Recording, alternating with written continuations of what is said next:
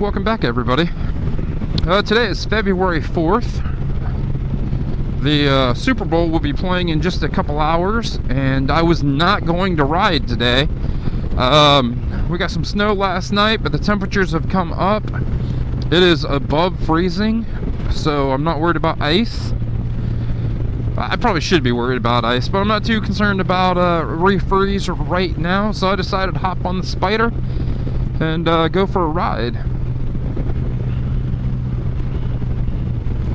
So the roads are extremely wet, and I have this Jeep up here, so I don't want the spray all over the camera, so we're just gonna go through here nice and easy until they turn off. So if you like anything Can-Am Spyder, touring up and down the East Coast, or the Eastern United States, I should say, that's what my channel is all about. The ups and downs of Spyder ownership and the pleasures I get out of it. So hit that subscribe button. Face mask keeps fogging up. I probably should have washed it before I left. It's been a while, and it gets road salt dust on the inside of it, and then it is absolutely horrendous then to see out of in temperatures like this.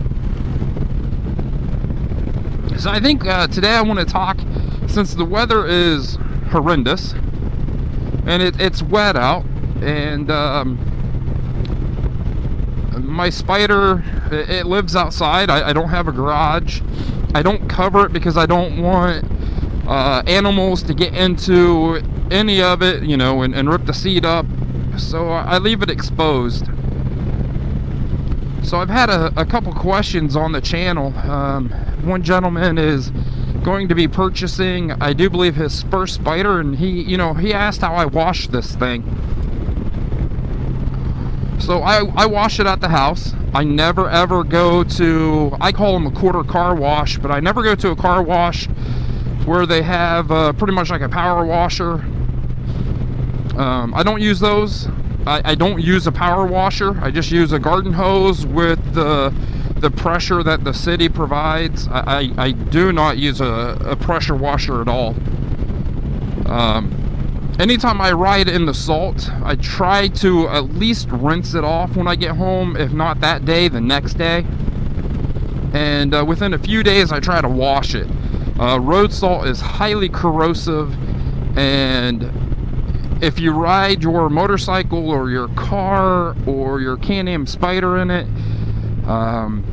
it will do damage no matter what you do. No matter how well you keep it cleaned, road salt is very, very corrosive. So when I wash this thing, I have a multi-patterned head, and I'll put it on jet, and when that's the highest single beam of water that I get, and I'll hit the fenders and the wheels and the windscreen and the side plastics, the back fender, the rear shock, the front shocks, you know, even along the belt and the belt guards with that high pressure. When I'm up around the gauge area, I don't use the high pressure. I use the shower part of it. Woo, it's a little slippery out here.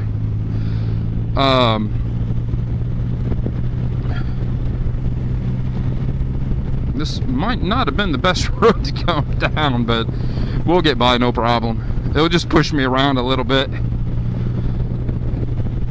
So when I'm around the gauge area, you know, it's not direct high pressure. I use the shower, which is more of a steady, lower pressure setting. And I get the gauge and everything up here, the ignition switch, the gas cap. And then same with the motor. If I'm just rinsing off the actual motor, I use the jet, the heavy power, the heavy, but it's not pressure washer. It's just, you know, the pressure out of the hose. And then, you know, I'll just use a microfiber with, right now I use Turtle Wax soap, just car wash soap. You know, I try not to directly spray any any connector. The alternator on these things is on the backside of the motor, right on top of the transmission. So, you know, it gets wet. It lives in a state where, you know, if it's raining, it's going to get wet. So a little bit of water is not going to hurt it. But I don't hold the hose right on the alternator. Any electrical connections, anything like that, just light water pressure.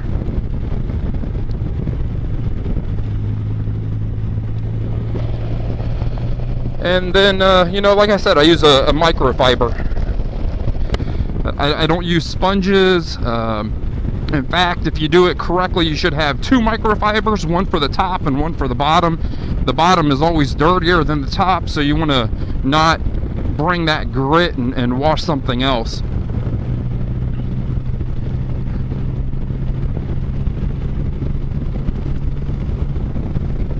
So, like I said, I bought this Spyder to ride.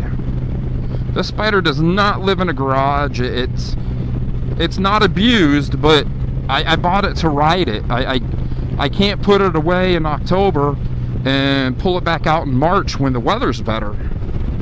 I'd go nuts. My wife would, she would not be very happy if I was at home all the time.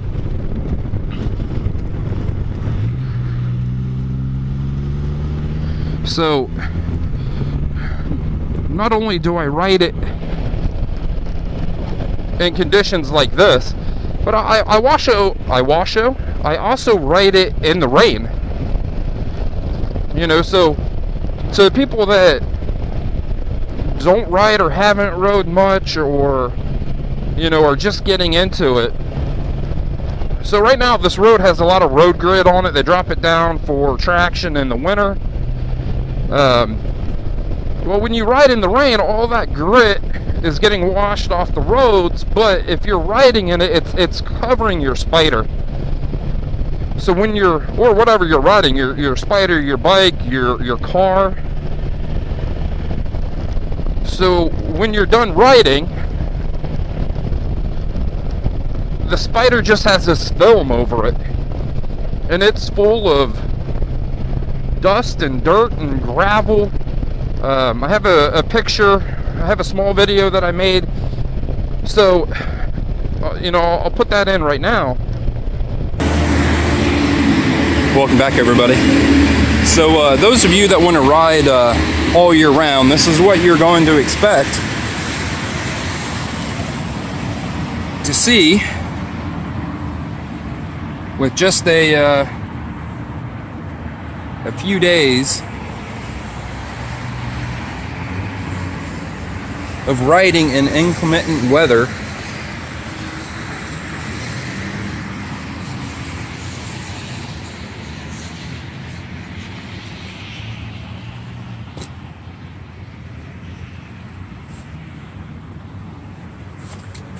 You know, it's definitely not pretty. And you got to think, you know, all this grit is hitting your paint and all the bushings.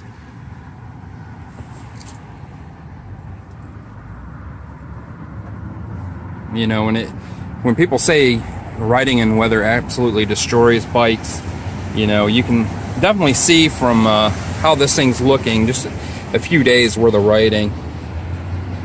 But I'm at the local dealership. The tensioner pulley just showed up, so I have that in the shock to do. So what happens then, just riding it in the rain, you get this debris on the Spyder, and I mean, it can act like sandpaper if you get it between moving parts, or, you know, you get it on the side of your plastics and you rub your leg up against the plastics. You know, now you got this grit. So even riding in the rain is not the best for these things. I mean, they're designed to hold up being wet, but if you're the type of person that's going to be dropping anywhere from $12,000 for a used Spyder up to $30,000, $35,000, and you want to keep this thing as nice as possible, you know, number one, it needs to live in a garage when you're not riding it. Number two, you don't want to ride it in the rain. You know, and I ride mine in the rain all the time, but if I wanted to keep this thing looking like new, it would not go out in the rain. And I wouldn't even dare think about bringing it out when there's salt on the roads.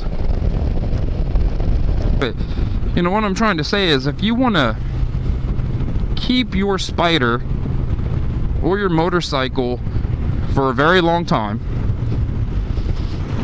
you know, you really want to consider if you want to bring these things out in the rain or in the snow. You know, I know what it does. I'm willing to live with that.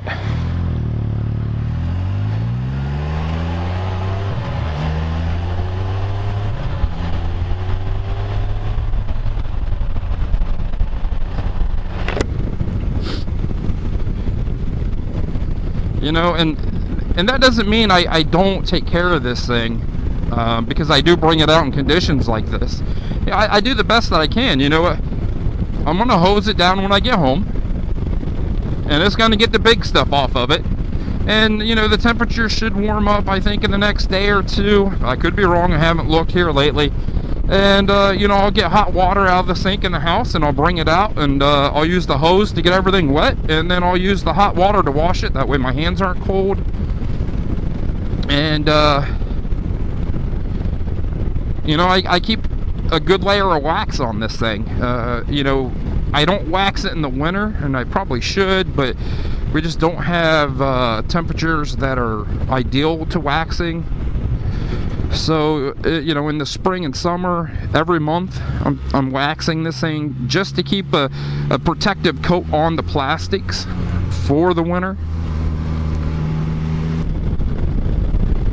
Thank you for watching. Please give me a thumbs up and subscribe. Throw a comment down there. The channel's still small enough that I can answer most comments if I'm not having phone issues.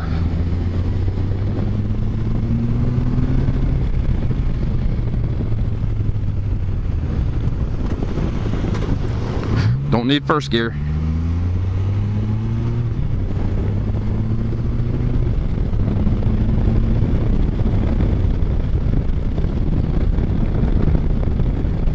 So on that, everybody stay safe, and I'll see you in a few days.